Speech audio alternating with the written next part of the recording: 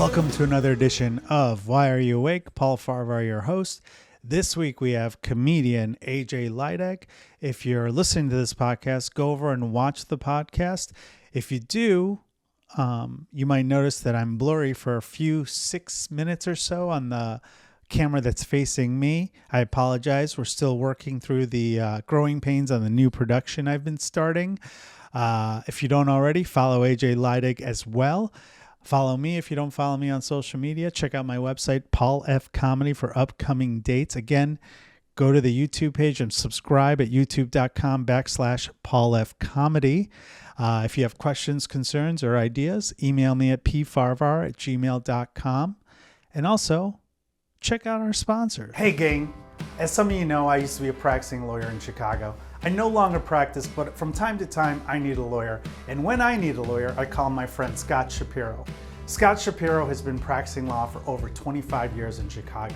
He does it all, from workers' compensation to personal injury, employment issues, and even entertainment law and contract needs. If you need a lawyer, call my friend Scott. 312-648-8800. That's 312-648-8800. Or you can email him at scott@scottshapirolegal.com. Tell him I sent you. You're welcome. This week we have a very funny comedian I'm very excited about. I chose you to do this podcast because I feel like in 3-4 years, you're going to be too big for me. You're That's gonna be so like, kind of you. AJ Leidig joins us. Dude, what a nice way to open the podcast. I'm going to keep this as reference because this will remind you that I was nice to you. Okay, that's so good to if hear. you get big and then I'm like, hey, can I open for you? Okay. You owe me because I've let you open for me. I owe you for way more things other than this podcast, but yeah. Why? Well, because you've also given me like 100 shows ever. Okay. I probably shouldn't tell people that, but you've helped me a lot, which is very nice. Cool. I also think it's funny that you opened this with a compliment after my entire mic check was just like, Paul Farahvar is gay. Paul is gay. If I could be gay, I'd be gay in a second. I would too, dude. It's a pretty good deal. It'd be a way easier life, I feel like. I think so. I think for your generation, yeah. For sure. Oh, absolutely. But for my generation, like people that were gay had to be closeted. Yeah. But I think now it's like you probably get a lot of benefits. Yeah, now it's like gay is like the normal. I feel like if my kid came out as gay, I'd be like, okay. Yeah. Yeah. But I mean, it sucked for like my generation because those people like, some of them probably still don't know they're gay. Like they're probably like, no, I'm not gay. I just suck I might dick. be sitting with one of them. Yeah. There was a time where you used to get like porn. I'm VHS tapes, like porn VHS tapes that might find in my brother's house or in his room. And then there would be like, when they'd show the intros, they would have gay stuff in there too. And then like they were trying to see like, maybe you like something different. Whoa. And you'd like watch it. And I'd be like, oh, let me see. And I'm like, nah, it doesn't do anything for me. They did like gay previews for VHS They tried to do porn? gay previews, yeah. Dude, or that's they would awesome. send you like a free gay tape. Yeah. I mean, that's what my brother told me. Maybe he was squatching it, but that's such a funny upsell to right? be like, we'll sell you the straight stuff and then just. Well, if you're like, at some point, if you're like addicted to porn, I think, and you're like, you've seen all the porn, the straight porn, and you're like, what else you got? You know? Yeah, that's fair. Yeah, you've reached the end of Pornhub. You're like, all right, we'll try this out. Yeah. Yeah, not to just go right into the porn hole here. But, you brought us here. I know. I brought us here immediately. That is a thing of like, do you ever watch like JOI videos? Do you know what that is? No. It's jerk off instructions. No. And it's just like a lady will tell you. Oh, yeah. The tug page. Yes. Yeah. I've seen those. Yeah, the lady will just tell you. Well, when I watch them, they're real women. They're not trans, but they're real women. Yeah. Not that trans people aren't real. Whatever. Okay, you get what I mean. I get what you mean. You get what I mean. They're cis women. First of all, those videos are. It's funny to watch those because I used to be very into them. That was like my first like porn thing. And it's funny to just like need that at all. Like just to need, like even with jerking off, I just needed like some lady to be like, come on, man, you could do it. Like that's okay. My thing is, personality wise, I really like a sweet Midwestern girl because that's what I grew up with. Sure. Like a church going sweet Midwestern girl. But sexually, I do attract myself to the tattooed goth girls every once in a while, but they do scare me. Sure. Like when I see them in the wild, I don't know how to like approach them. Yeah. Because I'm already like kind of a pussy male. Yeah. So it's like I'm like the weakest man, and they're like the strongest whatever's woman. after beta. Yeah. I'm the zeta. Low beta. Whatever. Yeah, I'm low beta. Sure. And they're the strongest woman.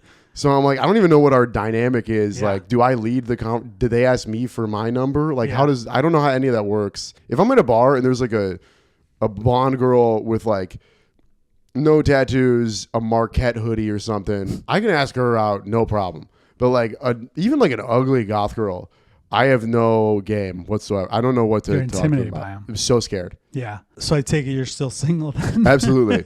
I actually wanted to talk about this. I was very excited when you asked me. Because you to do did the this. podcast singles only. I did singles only. I felt bad because I had already booked it through you, and we didn't know each other well enough at the time. Me and you? Yes. Okay. We weren't tight enough, I don't think, for me to like talk about this. We recorded that podcast not too soon, but like maybe like a week after my mom's funeral. Okay. And so I was just in like this really weird depressed state. And then it was just you and Chris being like, man, what's Bumble like? And I was like, I don't know how to answer any of these questions right now. If you go back and listen to it, I think most of my answers are like 2 words because I'm just like, You were sad. I was just sad. Sure. Oh yeah. Well, so actually that was, I've been through a long-term relationship since that. Okay. Long-term meaning like over a year. That's but all. That's long term. yeah, I would consider it.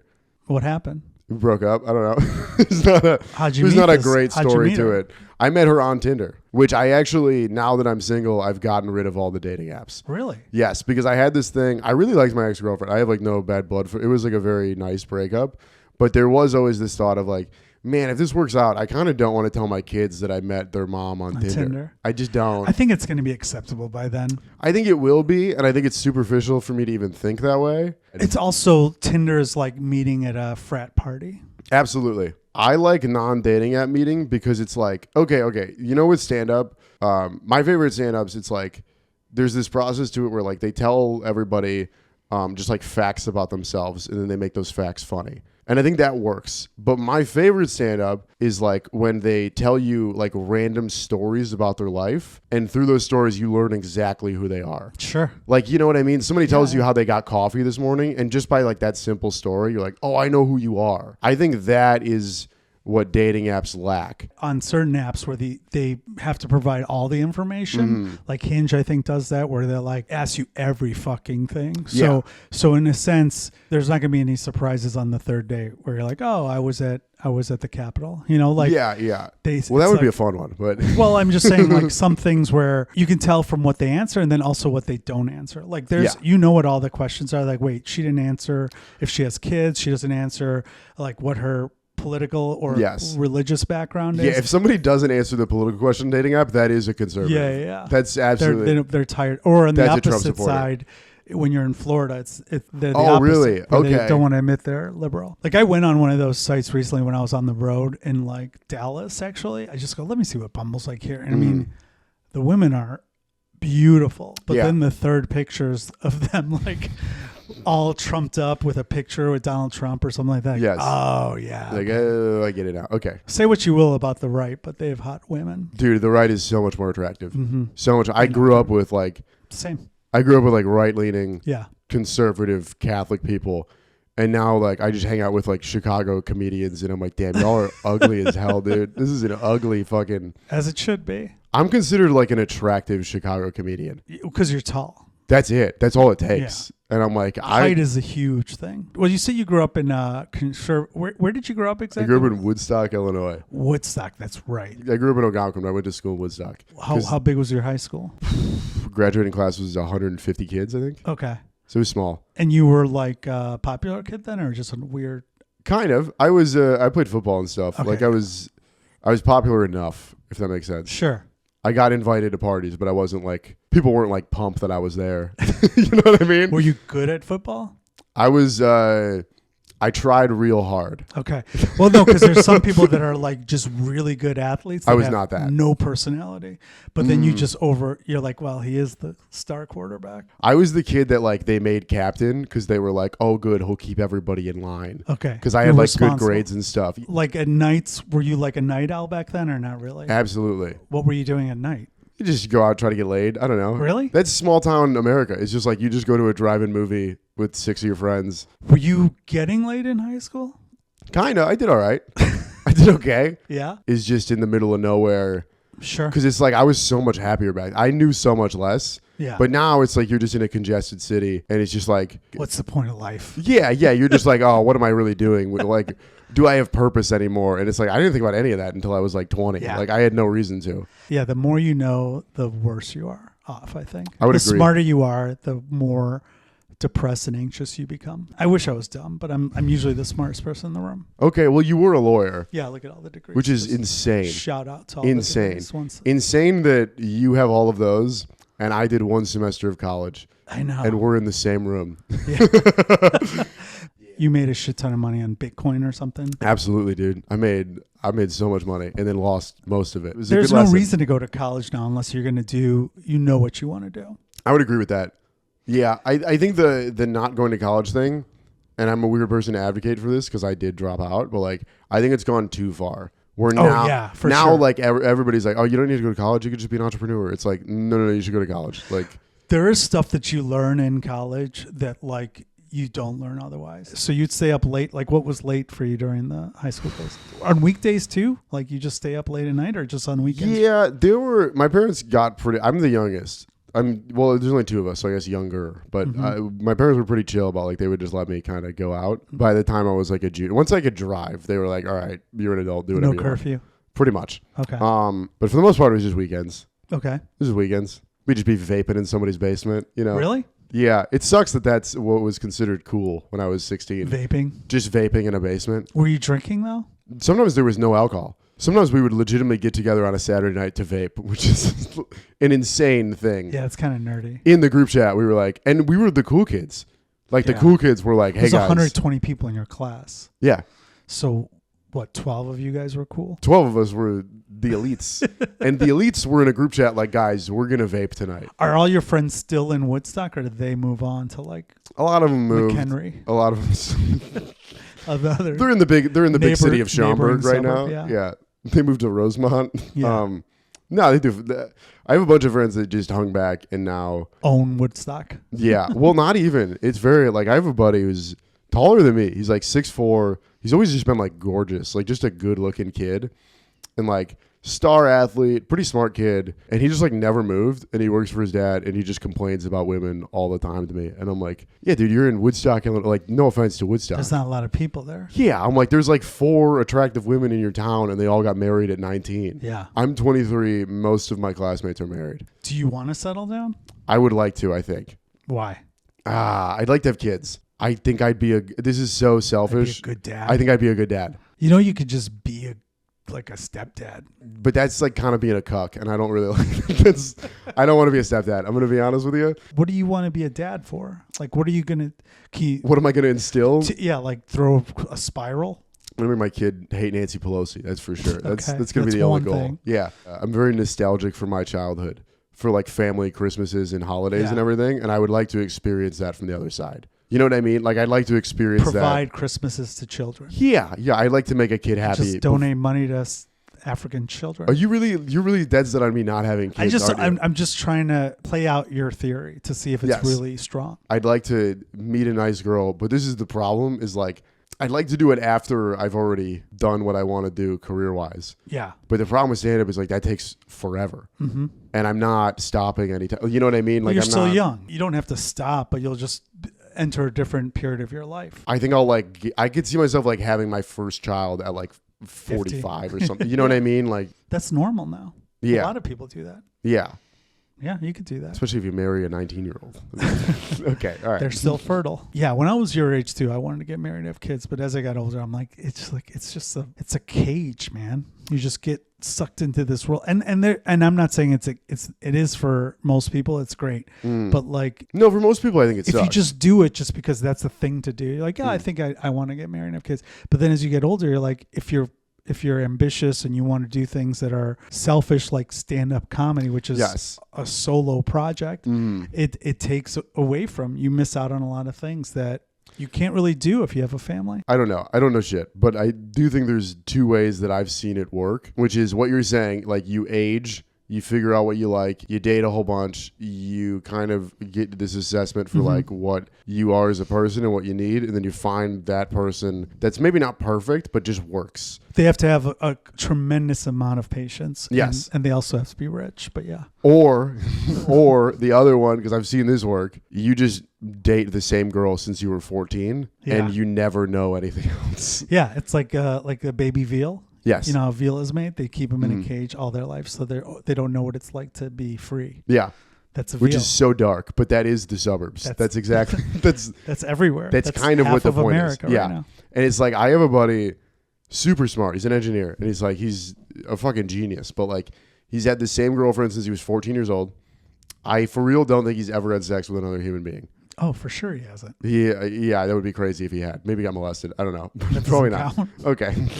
Does molestation count towards your body count? Is that I don't think so. Let's table that for a second. But he's just like, I think that works. Yeah. Because they're both just like, they grew Sometimes. up together. They have no other until one person like gets outside of that box and they're like, whoa. They get a big job. They move to a big city. Or they like work with people and they take them to like hike or something and they find themselves and like, I want to be a stand-up comedian. Yeah, I outgrew this or whatever. Mm-hmm. You grow apart. Yeah. Think of COVID times. I think that caused like the most divorces in history. There was like a spike because you finally are back with your family that you didn't see for 10, 15 years because you're out in the world working, providing for a family as a guy, like in a traditional sense. Yeah.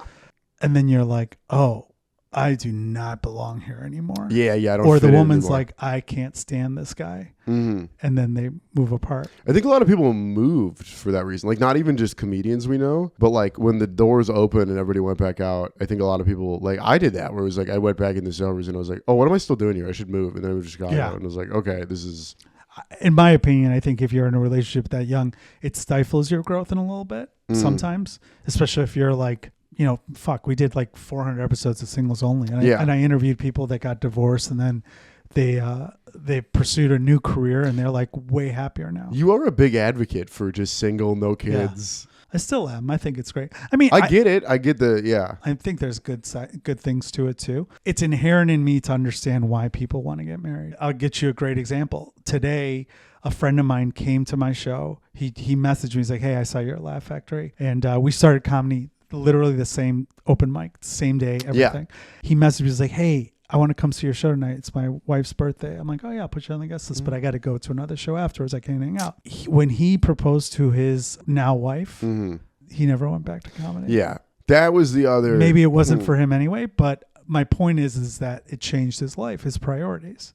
That was the other thing. So that long-term relationship I was in, when we like first started dating, I was like, I've been trying to make an effort. You and I, so you come from kind of like the Midwestern, we kind of just say what people want to hear.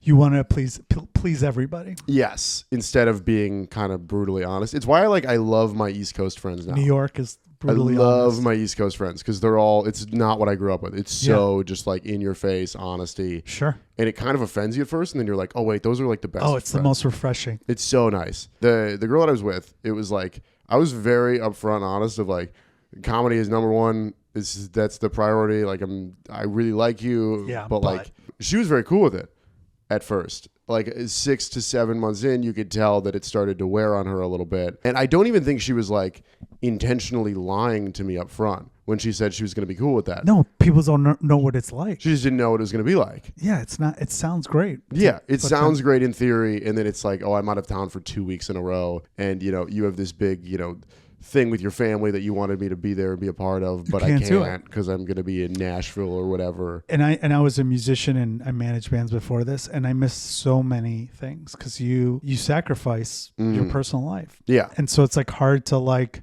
you're trying to grow as a comedian and then you miss out on like all my closest friends, like they are way closer with each other than me because they all are.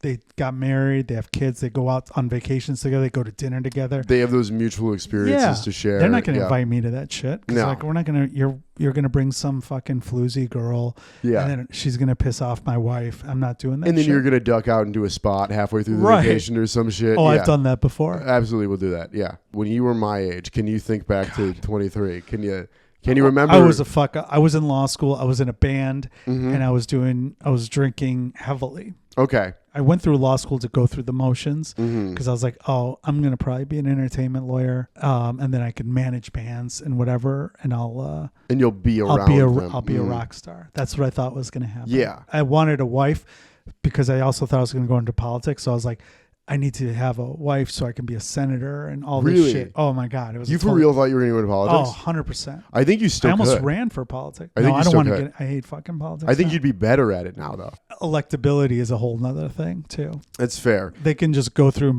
scroll through any of my social medias and be like, did you say this? Or they'll just watch this episode of the podcast where I think we talked about porn for 10 minutes up top. It's crazy that we opened with porn and then went into serious Only stuff. with you. My nights, because I know it's Why You Are Awake and it's the theme. Yeah. It's the theme. Well, let's just talk about, you graduated from high school. Yes. You went to school for a semester. Yes. And then you dropped out. Yeah. And that was around COVID time. I dropped out with a 4.0. Yeah. It's crazy. Like crazy. A legit 4.0. We're like, why'd you drop out? I just hated it. Why? You sound like my advisors. My advisors were for real like, what are you doing? Where'd you go to school again? I went to UIC. Okay. You dropped out. Did your family know you were going to drop out? Yes. And they were supportive of it? No. Okay. My mom was fine with it, but she was worried. My dad was like belligerently upset. Because from my dad's perspective, it's like he's an electrician that went to trade school so that he could put his kids through college. And then I was like, I don't want to do that. And your sister goes to college? Yes. My sister went to Vassar. And she has a job now? She's crushing it. Yeah. Mm-hmm. So you're the fuck up? I am the fuck up in the family. Yes. I remember you said you were going to go back to school. That was your goal? That was the plan. So with UIC, the thing that, so it was like a semester 16 weeks, right? The first 8 weeks, I was like, damn, like I really want to take college seriously.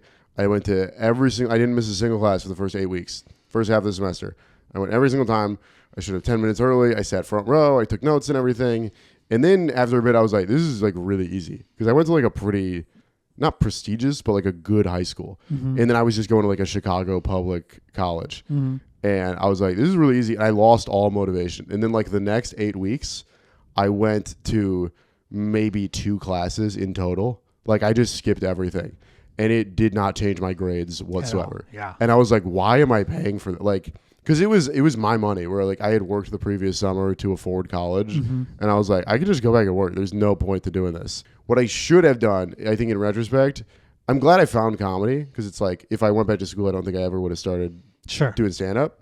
So I'm happy with this. But if I was to like talk to my 19-year-old self, I'd be like, first of all, try stand-up because you're going to really love it. But it was like, if you're going to do college, like you shouldn't drop out. Just go to a better school. Because everybody says this where they're like, you should do 2 years of the community college and then you should transfer into a state school and get in-state tuition and then like save a bunch of money. And that way, like when you come out, you'll barely have any debt and you'll get like a good job and you'll be able to pay it off really quickly and then be well financially. I think all of that is like great in theory. It's such bullshit. You should just go to the best school you can get into. Worry about the money later. Yeah, who cares? They make the student loans, and this is going to sound, I hope this doesn't sound pretentious, but like they make the student loans sound like it's a lot of money. And it's kind of not. It depends on where you go to school. Well, it's kind of, because it's like if you finish college with $100,000 in student loans, but you have like a great degree and you can go make, 70 grand right out of college. It's like you can aggressively pay down that debt in 5 years. That's not true. On 70 grand. You totally can. Yeah, but you also like have to like think about your cost of living in a big city. Cost of living in a big city, but also at that point you're 20, like I'm 23 now. Like if I finished college, if I had done college, this would be the year after I graduate. Right. It's like I can live in Chicago on $1,500 a month. What's that a year? That's like 20 grand. No. Yeah. 1,000 a week? 15 a week. There's 50 weeks in a.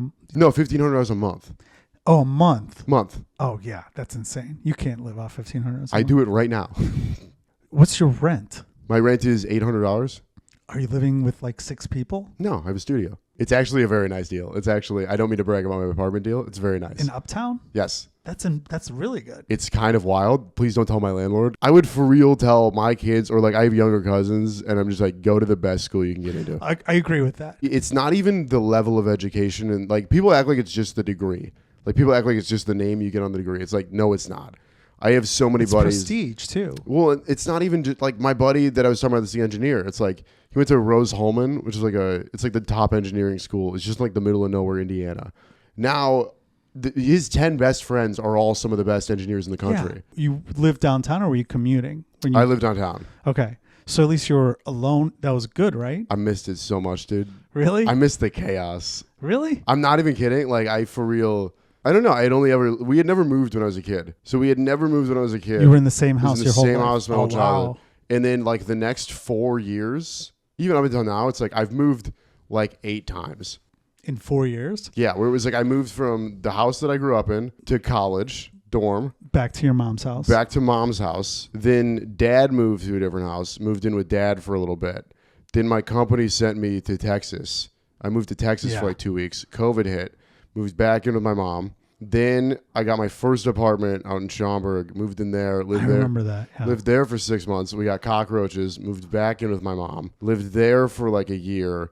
My mom moved houses. My mom moved to Arlington Heights, moved in with my mom, then moved to Chicago in with Claire and Aaron, now moved to Uptown by my own. Okay.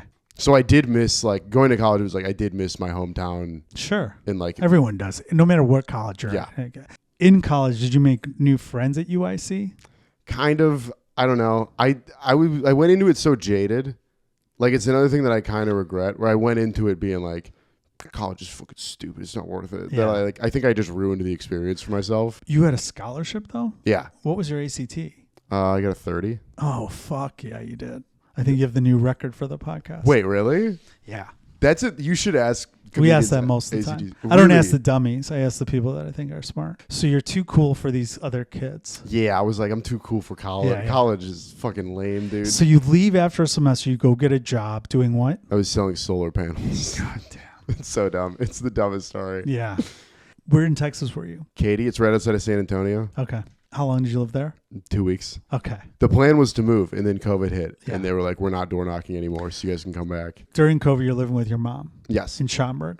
Carpentersville, but yeah, all the same. Fine. No one knows the difference. No one fucking cares. You come back downtown after she dies. Yes. And you're living with 2 other comedians? Yes. What are you doing there with your life? You're doing stand-up? Yes. Were you working during the day? I was working at a gym for a very long time. Doing what? I was a PT.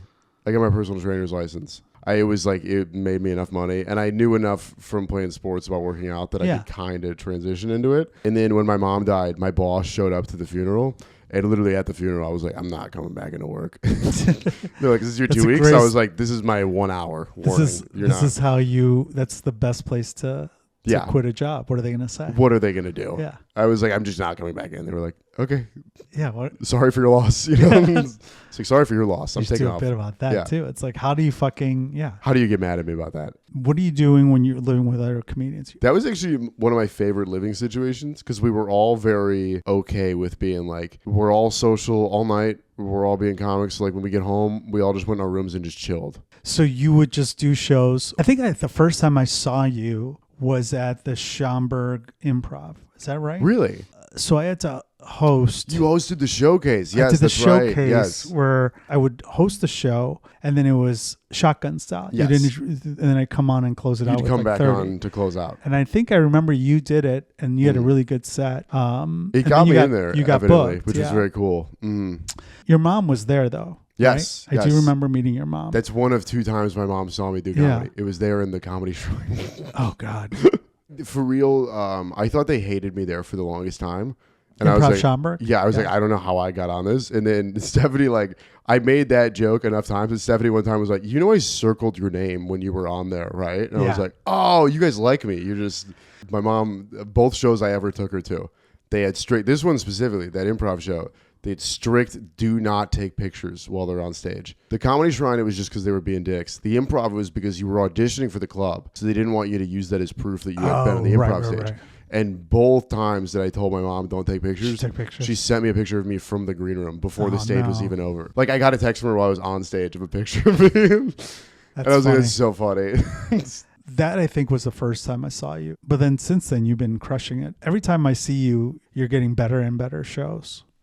Yeah, it's been a nice uphill climb. I don't know. Do you think it's because you're Sucking promoting people's yourself, dicks? I don't know. or Okay. you got I don't better know. as a comedian? Maybe a little bit of both. I would hope. I would hope it's a little bit of both.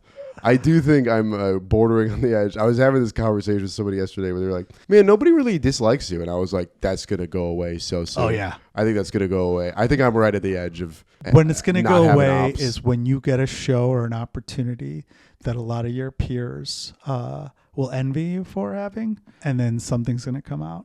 Yeah. And it's going to start as something small, like he stole a bag of chips from Target. Right. And then it's going to be like he stabbed someone at Target. Yeah. And that's how it's going to go. Yes. It happens every time. Yeah, it's I've gonna seen happen. it happen to everybody. It's gonna happen. Where I'm like, I think I've gone long enough being, the likable, nice. Yeah. I think it's gonna go down. I think it's. Yeah, it's so crazy that that same guy that I that came to my show tonight that we started comedy together. Mhm. He started bringing up all the names of the people we started with who are like huge now, and then other people that I'm like, oh, he doesn't know that I don't talk to that person anymore. He doesn't know that I hate that person. Yeah, now. like yeah. it's so crazy because they're removed from it. Right. But we're in it every day, and you forget that's part of the game. It's crazy how because you think about it, there's like hundreds, maybe not hundreds, but there's at least 100 Chicago comedians. Mm-hmm. It's crazy how fast the news travels Of anything happening. of anything. It's kind of You know what wild. happens? It's funny because I was caught off guard a few times where someone's like, "Oh, why'd you have that person on your show?" So now when I'm gone, the first thing I do when I come back to Laugh Factory, I'm like, "What did I miss?" What did I miss? What happened? Or as long as it doesn't affect me or like the shows that I'm involved with, I don't care. That's fair. That's probably a good attitude to have Just about don't it. get involved in that shit. Yeah, who cares? It's too time consuming. Yeah. It's just, it never ends. Like you are better off not knowing. Ignorance is bliss. Mm. Another comedian told me that once where I was like, someone said that this other comedian did stuff. I'm like, I don't think that's true. So I asked another comedian who's a well-established comedian. He's like, I don't know and I don't care. And I'm like, that's how I want to be. That's the attitude. And that's why when you were asking me that before, it's like, you don't really get involved in shit talking. I'm like, I'd rather just fucking write comedy. Yeah, I really respect that. If you can do it, it's hard. Yeah. I respect it too because it's like you're an older established comic. And sometimes I do hear 40-ish comics talking shit about 25-year-olds. And I'm like, don't get me wrong, 25 is not a child, but this still doesn't feel right. Yeah. It still doesn't feel good to hear like a 40-year-old comment about that. Especially like when I'm on the road and there'll be like older comics who are like road dogs and they're talking shit about like Matt Rife or something like that. I'm like, what are you talking about? Yeah. He's good and he's doing what who cares? Who cares? It's not taking work from you. He's doing theaters. Mm-hmm. At every level, there's that thing. And it's funny because someone told me a long time ago, the 10 people that you started with, like look to your left, look to your right. Like 2 of them are going to be extremely successful. Half of them are not going to be doing this in 10 years. And then the 3 of you guys are going to be like in the middle somewhere. Yeah. And then I thought about that today when I saw that guy, and he's exactly right. Like 2 of the people I started with are like blowing up, millions of followers. 5 of them quit. And then the rest of us are kind of like teetering. Can I ask, I won't ask about the quit and teetering. Who are the 2 people? Jeff Arcuri and Chris Red. Oh. Both fucking crushing it. Yeah, like yeah. legit crushing it. Yeah. Okay. Yeah, I thought you were gonna be like name just like a Blake Burkhardt. No offense to Blake, but like I thought you were just gonna be like somebody that's been Blake headlining started in after Chicago. me, and he's still doing the same shit I'm doing. I was gonna write this whole thing when they tried to cancel one of my friends recently, and I was just like, this is so stupid. And I didn't want to get involved, but I know that it's all bullshit. But I was gonna write this whole thing and just be like, you guys need to stop doing this to people just because they get an opportunity that you didn't get. Just write better jokes and you'll be that person soon. Yes. But I will say I've also been on the other side of it. It's like it is Other side of it, what? like been the person talking shit. Yeah. So it's Well, like it's different when you're talking shit, but if you're trying to take opportunity from someone. that's fair. I've never done that. Yeah. I've never actively tried to hurt somebody. Yeah, you talk shit about that one guy. I'm not going to say his name, but like this poor old comedian who got canceled. Like it's so funny. But that that's actually fun. I'll defend that for a second because that's it's fun different shit because talking. he's not doing anything. It doesn't matter. I wouldn't even say that. I think shit talking is like a fun. I grew up in like an Irish Catholic household. Sure. It's like you just talk shit. That's a fun. But those thing. are with your friends, not people you genuinely don't like. You're not friends with that guy that you talk shit about. But that's what makes it good. Okay. Because I think that's way better. Because talking shit about people that I actually respect feels mean. But when I'm like, oh, this person is like a known sexual predator, it's like, that doesn't feel bad. I'm like, let's make fun of that guy. If we're going to make fun of somebody, You're let's bullying do it to a guy. Let's bully that guy. Absolutely. Until he kills himself, and then you're going to feel bad. I don't think he's going to kill himself. Well, he's going to do something. Okay, let's not say that. It's going to get real dark. He's going to kill you. We got to cut out the politics stuff, but we're keeping in this. the... No, but I had that conversation with someone recently where they were like trying to cancel someone, and they're saying all this stuff. And I'm like, what's your end goal with this? Like, let's say this guy quits comedy. Good. And I'm like, okay, what if he kills himself? He's like, good. I'm like, okay, so you really don't have any empathy for this person. I don't feel that way about this person that we're talking about. I'm talking about someone else. Yeah. Because it's like the making fun of thing. There's always a point of redemption for people. Like if someone did something 10 years ago and we've evolved as society and he's changed, it's like, who knows? What about the Menendez brothers? I mean, so what they they deserve a second chance? So what they brutally murdered their parents. Dan Schneider. We all saw the Nickelodeon documentary. Yeah. I think they should let him make another show.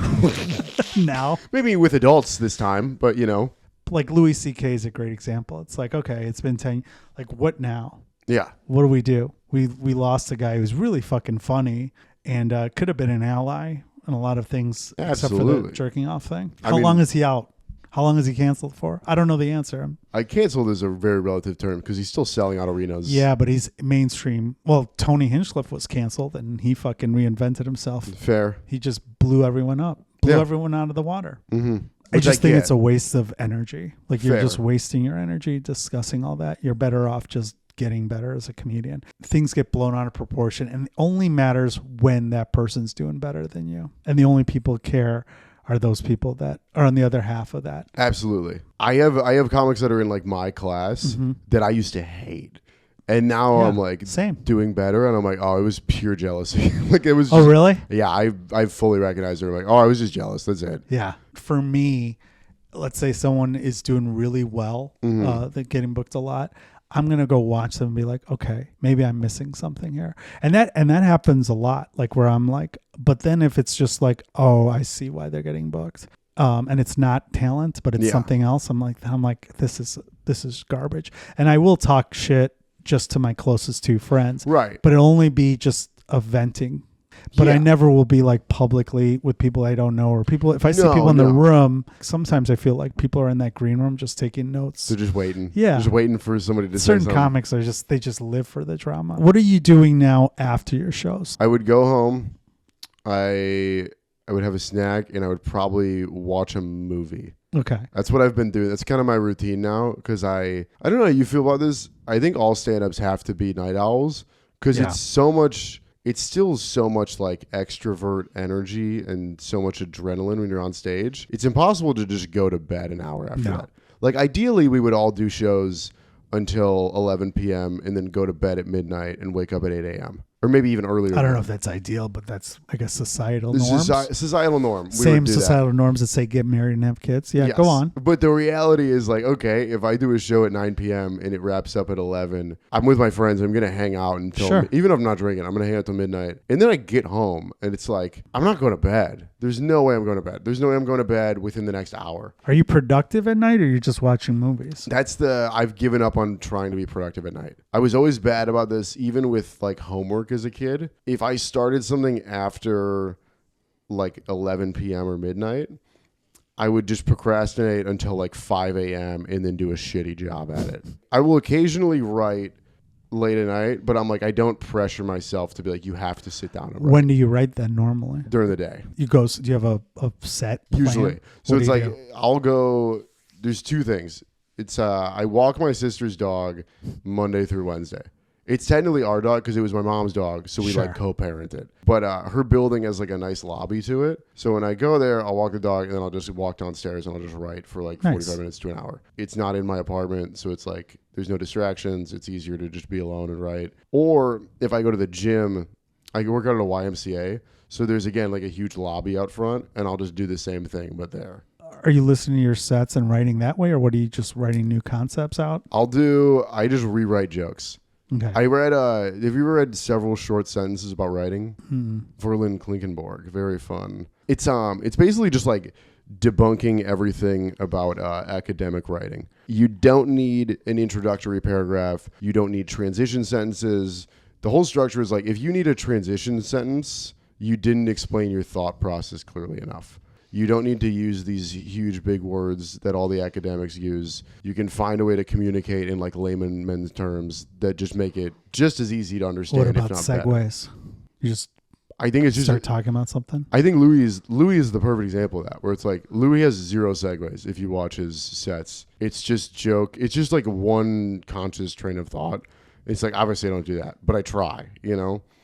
Are you like writing pen to paper, Yes. or you like go on stage with it like a? I'm a big notebook, write it word for word. Got it. And then you record your set and listen to it. Yes. Okay. I think sometimes I'll write out a concept or like a premise in my head, but then I have to go on stage and like work it out. Usually on the road in smaller towns, the open mic afterwards is like, because there's only 12 people, they're like, everyone gets 5 minutes, and they're like, you can have however long you want. I'm like, cool. For me, when you're on stage and you're not getting a laugh, that pressure to get a laugh, I'll come up with something out of you. Yeah, forces something out of you. And then sometimes it's a placeholder, but then sometimes like, oh, that's the ending. Right. And when it works, it's awesome. But when it doesn't work, it's still funny. Yes. Yeah. I really have been trying to focus on, this is a lame and very first world problem to have, but like exposing myself to more media. It's an enriching thing to do. I think it's another thing that I kind of missed by not going to college. It's like a cultural thing where it's like... Yeah, if you're watching like documentaries and stuff, but if you're watching fucking Real Housewives, I don't think that's really enriching you. Or just like culturally important movies. Or music albums. I just saw Jaws for the first time. You just saw Jaws for the first time? Jaws is great. That's okay. Okay. Jaws is great. People Come say on. it's the best movie of all time. I mean, it's not the best okay. movie of all time. It's fine. That's how I felt about my dad hates this take, The Breakfast Club. I'm not a Breakfast Club fan. It's okay. It's fine. Yeah. But everybody says it's like, well, this is what they molded all future movies off. It's like, Sure, not really. A little bit. I think that there are certain documentaries I'll watch and I'll get like totally motivated. It's like 10 episodes. You're like, this could have just been one. Agreed. Like I'm watching the Aaron Hernandez doc on Hulu now. Okay. It's like, it's so fucking, it's fine, but it's like, I don't need to know all this stuff. Okay, so he's gay. Get to the part where he kills people. Yeah. But we're like at episode 7 and he just got in the Patriots. It's like, come on. Yeah. This is like fucking hours of time. It's like, I don't need to know where you went to middle school. Yeah. This is it. Nope. They fucking, but yeah, I could see how that makes you more culturally sound, especially if you're a dummy that didn't go to college. Yeah, especially if I'm just some hick. You got a 30 on your ACT, so you're not an idiot. You're just not academically sound. Yes. Which explains why you have no logic or rational thought. Why do you think I don't have logic or rational thought? Just the way you answer questions. Which questions? Well, I mean, this podcast usually is 20 minutes. You made it 6 hours. How did I make We're it going to have 6 to edit hours? all this stuff because I had to explain to you what marriage is and all this You stuff. didn't explain to me what marriage is. What are you talking about? I know what marriage is. No. Marriage is when a man and a woman get together and then they decide they don't like each other, but they After stay a in the while. same house. Yeah, that's how it usually ends. That's my concept of got marriage. You got it down right. Yes. We're out of time. We went way long. So long. I don't know how much of this was usable. Where can people find out more about your upcoming shows and you, AJ? I have a special out on the Daily Wire, if you guys know. Okay, you can find me at AJ Leidig, AJLEIDIG on everything. That's the spelling. Yes. Well, thanks, AJ, for doing the podcast. Thanks for I having me, appreciate buddy. it. Thanks for doing the podcast, and thank you all for listening or watching. Go to sleep.